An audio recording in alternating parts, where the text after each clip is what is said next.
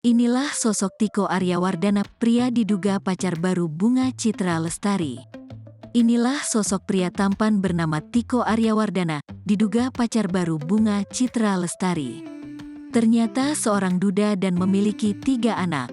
Bunga Citra Lestari baru-baru ini merayakan ulang tahunnya yang ke-40. Momen pertambahan usianya itu dirayakan dengan meriah. Wanita yang akrab disapa BCL tersebut menggelar pesta ulang tahunnya di sebuah klub malam. Momen bahagia itu dihadiri oleh keluarga dan teman terdekat sang penyanyi. Beberapa rekan selebritis seperti Maya Estianty, Gading Marten, Nia Ramadhani, hingga Titi DJ pun terlihat hadir di acara itu. Haru dan tawa menyelimuti meriahnya pesta ulang tahun BCL. Namun, pesta tersebut sukses menyita perhatian publik lantaran hadirnya seorang pria yang digandeng mesra oleh BCL. Sontak saja netizen menduga jika pria itu adalah kekasih baru BCL. Lantas, siapa sosok pria tersebut? Pria itu adalah Tiko Aryawardana.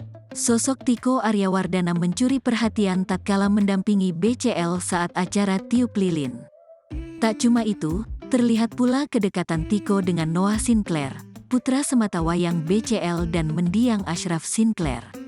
Setelah ditelusuri ternyata BCL mengikuti akun Tiko dengan username Instagram @tikotiki.